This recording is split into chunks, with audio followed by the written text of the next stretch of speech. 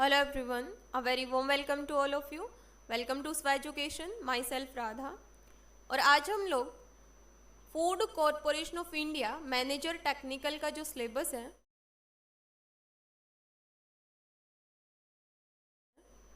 उसका agricultural portion में food and agricultural microbiology का इम्पोर्टेंट पोर्शन देखेंगे। So let's start. So microbiology में मेनली हम लोग किसके बारे में बात करते हैं? माइक्रो ऑर्गेनिज्म के बारे में। और माइक्रो ऑर्गेनिज्म का जैसा नाम है वैसा ही स्ट्रक्चर है। Micro means extremely small. So ये बहुत छोटे ऑर्गेनिज्म होते हैं जिनको नेकेड आई से देखा नहीं जा सकता, माइक्रोस्कोप की जरूरत होगी इनको देखने के लिए। They are present in everywhere, in soil, in water, in air and even inside our body. Micro organism अपने सराउंडिंग इन्वायरमेंट में हर जगह प्रेजेंट होते हैं, सॉइल में भी, वाटर में भी, एयर में भी, इवन हमारी बॉडी के अंदर भी माइक्रो ऑर्गेनिज्म प्रेजेंट होते हैं। और ऐसा नहीं है कि ये माइक्रो ऑर्गेनिज्म केवल हार्मफुल इफेक्ट कॉज करते हैं, ये यूजफुल भी हो सकते हैं और हार्मफुल भी हो सकते हैं। और यूजफुल और हार्मफुल माइक्रो ऑर्गेनिज्म के बारे में ऑलरेडी एक लेक्चर में हम लोग डिस्कस कर चुके हैं। अगर आप लोगों ने नहीं देखा हो so you can access that lecture. So next आता है agriculture microbiology. Agricultural microbiology means किस तरीके से माइक्रो ऑर्गेनिज्म एग्रीकल्चर फील्ड में भी एक सिग्निफिकेंट रोल प्ले करते हैं, हम लोग ये डिस्कस करेंगे। So micro organism help in increasing the fertility of the soil. Micro organism क्या करते हैं? सॉइल के फर्टिलिटी को इंक्रीज करने का काम करते हैं। Certain microbe like bacteria are very good decomposer. जैसे कि बैक्टीरिया डिकम्पोजर के जैसा काम करेगा। डिकम्पोजर मीन्स जैसे डेड ऑर्गेनिक मैटर प्रेजेंट है सॉइल में, सो बैक्टीरिया क्या करेगा? इसको छोटे छोटे पार्टिकल में कन्वर्ट कर देगा और इन स्मॉलर पार्टिकल को प्लांट के थ्रू एब्जॉर्ब कर लिया जाएगा। So bacteria increase soil fertility through nutrient recycling such as carbon, nitrogen, sulphur and phosphorus. इनकी रिसाइकलिंग में हेल्प करेगा और बैक्टीरिया डिकम्पोजर के जैसा भी काम करेगा, यानी डेड ऑर्गेनिक मैटर को डिकम्पोज करेगा और उनको सिंपल कंपाउंड में कन्वर्ट करेगा और उन सिंपल कंपाउंड को प्लांट के थ्रू एब्जॉर्ब कर लिया जाएगा। Nitrogen fixing bacteria fix atmospheric nitrogen and increase the nitrogen content of the soil. Nitrogen fixing bacteria क्या करते हैं? जो एटमॉस्फेयर में फ्री फॉर्म में नाइट्रोजन होगा उसको फिक्स करने का काम करेंगे। और नाइट्रोजन फिक्सिंग बैक्टीरिया का एग्जाम्पल क्या हो सकता है? नाइट्रोजोमोनाज हो सकता है, नाइट्रोजोकोकस हो सकता है, राइजोबियम हो सकता है, शूडोमोनाज हो सकता है, एजोटोबैक्टर हो सकता है। ये सारे क्या हैं?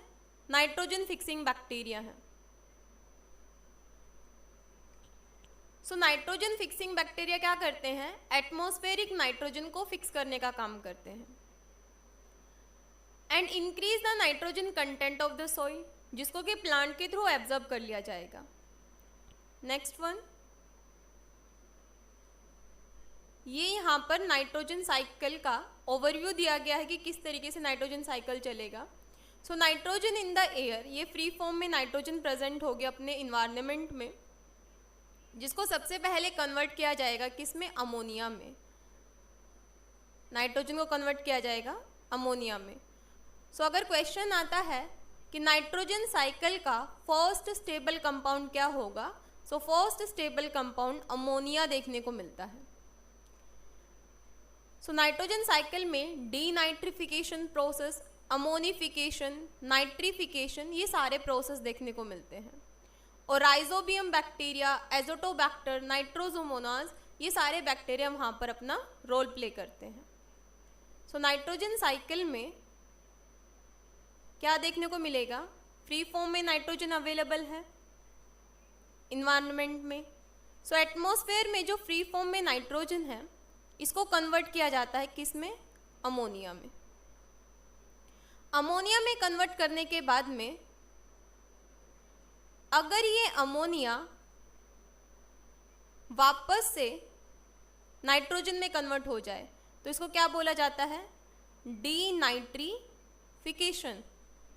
जिसके लिए स्यूडोमोनास बैक्टीरिया रिस्पॉन्सिबल हो सकता है।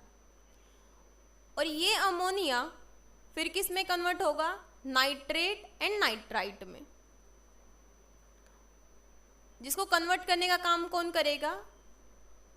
नाइट्रोजोमोनास, नाइट्रोजोकोकस। और इस NO3 को प्लांट क्या करता है? एब्जॉर्ब करने का काम करेगा, एक्टिवली इसको एब्जॉर्ब करेगा। और जब प्लांट का डेथ हो जाएगा देन ऑर्गेनिक फॉर्म में नाइट्रोजन रिलीज होगा। और ये ऑर्गेनिक फॉर्म का नाइट्रोजन जब अमोनिया में कन्वर्ट होगा, इस प्रोसेस को बोला जाएगा अमोनिफिकेशन। और ये जब अमोनिया नाइट्रेट नाइट्राइट में कन्वर्ट होता है, इसको बोला जाता है नाइट्रीफिकेशन। सो नाइट्रोजन फिक्सेशन में ये सारे स्टेप हो सकते हैं। दैट इज डीनाइट्रिफिकेशन क्या होगा, नाइट्रीफिकेशन क्या होगा, एंड अमोनिफिकेशन क्या होगा, और फर्स्ट स्टेबल कंपाउंड क्या होगा। आई होप आपको नाइट्रोजन साइकिल समझ आ गया होगा। Certain microbe like rhizobium, azotobacter form symbiotic association. Symbiotic association का क्या मतलब होता है? सिम्बायोटिक एसोसिएशन का मतलब है कि प्लांट को भी फायदा मिलता है और बैक्टीरिया को भी फायदा मिल रहा है, उसको बोलते हैं symbiotic association. So certain microbe like rhizobium, azotobacter form symbiotic association with the plant and form root nodule. यानी यहाँ पर क्या बोला गया है? ये प्लांट है और बैक्टीरिया क्या करता है? प्लांट के रूट में रूट नोड्यूल का फॉर्मेशन करता है। और इस रूट नोड्यूल के अंदर क्या किया जाता है? नाइट्रोजन को फिक्स किया जाता है। अब सिम्बायोटिक एसोसिएशन क्या होगा? इस रूट नोड्यूल के अंदर बैक्टीरिया रहता है, तो बैक्टीरिया को रहने के लिए स्पेस मिल जाता है और प्लांट में नाइट्रोजन फिक्सेशन हो जाता है। सो दोनों को यहाँ पर फायदा हो रहा है। सो इसको बोलते हैं symbiotic association. These organism fix atmospheric nitrogen and make it available to the plant. Plant grow well by utilising the nitrogen and phosphorus. और नाइट्रोजन को एब्जॉर्ब करके प्लांट क्या करता है? अपनी ग्रोथ के लिए उसको यूज कर लेता है। Biofertiliser obtained from the microbe are excellent in improving the soil quality and fertility. They are also environment friendly, which do not cause any toxic or hazardous effect. So biofertiliser क्या करते हैं? वो भी soil के quality और fertility को increase करने का काम करते हैं। Micro organism like mycelial fungus play an important role in soil aggregation. So fungus क्या काम करेगी? सोइल एग्रीगेशन में हेल्प करेगी। माइक्रो न्यूट्रिएंट साइकिल में भी हेल्प करते हैं। Some microbe release phytochemical and organic acid which are very much useful in the growth and development of plant. कुछ ऐसे माइक्रो ऑर्गेनिज्म होते हैं जो ऑर्गेनिक एसिड को रिलीज करेंगे और वो ऑर्गेनिक एसिड प्लांट के ग्रोथ में हेल्प करेगा। And microbe help in maintaining the pH of the soil. और ये क्या करते हैं? ये सोइल के पीएच को भी मेंटेन करने का काम करते हैं। Microbe are very useful in many ways but they cause huge damage to the crop. यानी एग्रीकल्चरल माइक्रोबायोलॉजी में माइक्रोब हार्मफुल और यूजफुल दोनों इफेक्ट कॉज कर सकते हैं। हार्मफुल इफेक्ट क्या कॉज कर सकते हैं? Microbe are useful in many ways but they cause damage to the crop by causing several diseases like Pseudomonas, Streptomyces, several fungus and protozoa cause disease which destroy the crop and can also lead to the poor yield. These diseases include blight, canker, bacterial wilt and crown gall disease. Crown gall एक तरीके का tumour होता है जो plant में देखने को मिलता है। किसकी वजह से? एग्रोबैक्टीरियम ट्यूमीफेशियंस की वजह से।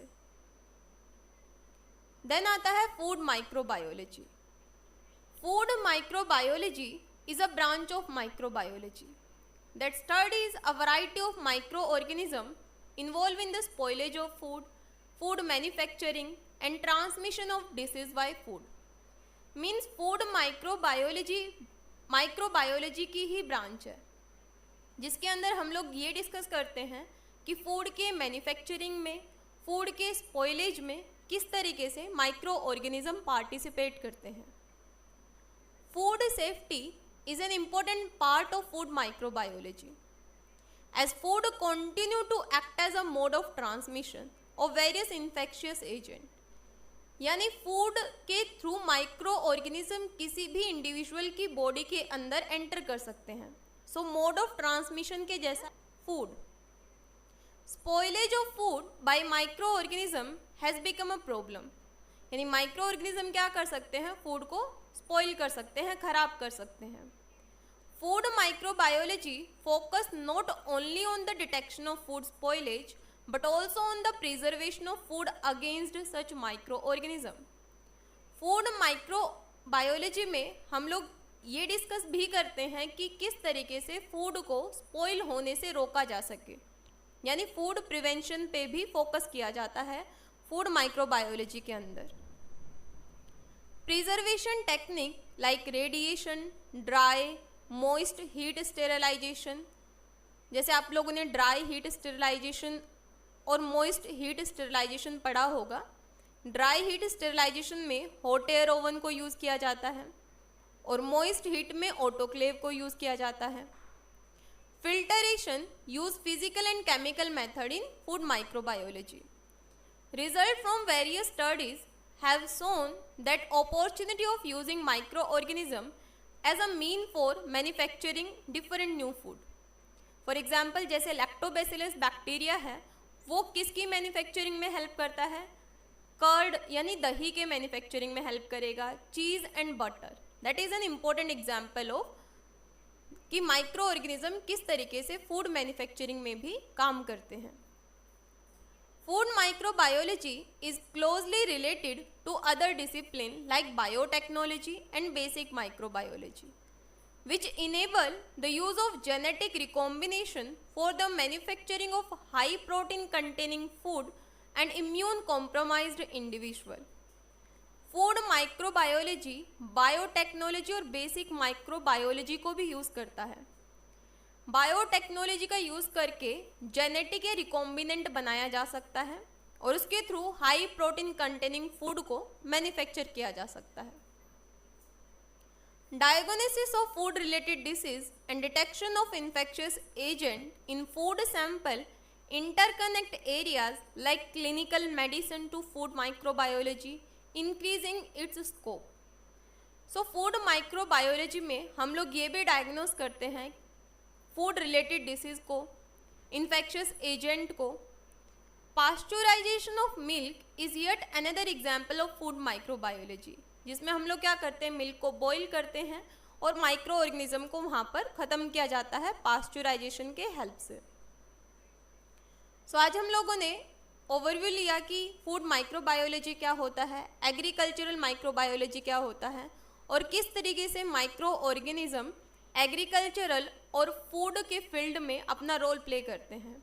आई hope this lecture is very clear to all of you. So thank you so much everyone. If you find this video beneficial for you, please don't forget to like, share and subscribe this channel for more such kind of videos, and if you have any query regarding this lecture, you can comment down below. Thank you so much.